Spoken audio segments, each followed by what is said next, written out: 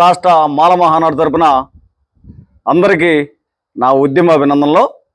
అయితే మరి ముఖ్యంగా మన ఆంధ్రప్రదేశ్ రాష్ట్రానికి సంబంధించి ఈ రాష్ట్రంలో ఒక 10-15 రోజుల నుంచి మీరందరూ గమనించే ఉండొచ్చు.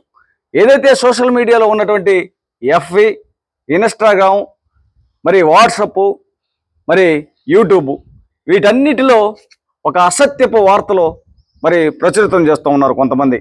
వాస్తవంగా ఆంధ్రప్రదేశ్ రాష్ట్రానికి సంబంధించినటువంటి ఎస్సీ కార్పొరేషన్లో రాయితీ రుణాల కోసము నోటిఫికేషన్ పడిందని చెప్పి అమాయకమైనటువంటి ప్రజలను మరి అసత్యపు వార్తలతోటి ఈ సోషల్ మీడియాలతోటి వైరల్ చేస్తూ ఉన్నారు. వాస్తవంగా ఈ యొక్క నోటిఫికేషన్ కూడా ఈ సోషల్ మీడియాలో పెట్టి తెలియజేస్తున్నారు.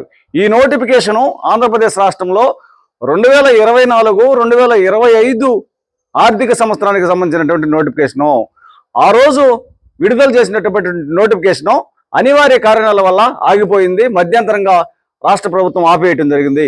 మళ్ళా ఇప్పుడు 2025-26 సంవత్సరానికి సంబంధించినటువంటి నోటిఫికేషను, ఎస్సీ కార్పొరేషన్లో రాయితీ రుణాలకు సంబంధించినటువంటి నోటిఫికేషను మళ్ళా మేము దళిత సంఘాలు, కుల సంఘాల ఆధ్వర్యంలో, మాల మహానాడు ఆధ్వర్యంలో గౌరవ మంత్రి గారు మరి సాంఘిక సంక్షేమ శాఖ మంత్రి డోలా బాలవీరాంజనేయ స్వామి గారిని కలిసి మళ్ళా మేము అనేక రకాలైనటువంటి వినతి పత్రాలు ఇవ్వడం జరుగుతుంది. అయ్యా, లాస్ట్ ఇయర్ మధ్యంతరంగా ఆపేశారు.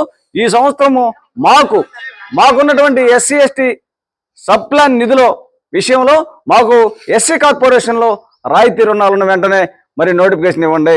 ఈ రాయితీ రుణాలు ఇచ్చినందువల్ల మాకు మా యొక్క దళితుల్లో, ఈ రాష్ట్రంలో ఉన్నటువంటి 59 ఉపకులాల్లో ఉన్నటువంటి దళితుల్లో అందరికీ మరి దాదాపుగా జగన్ ప్రభుత్వంలో 5 సంవత్సరాల నుంచి రాయితీ రుణాలు లేవు. మీరు వెంటనే ఈ రాయితీ రుణాల కోసం మరి నోటిఫికేషన్ వేయాలని చెప్పి రేపో ఎల్లుండో కలిసి ఒత్తిడి చేసి తీసుకొస్తాము.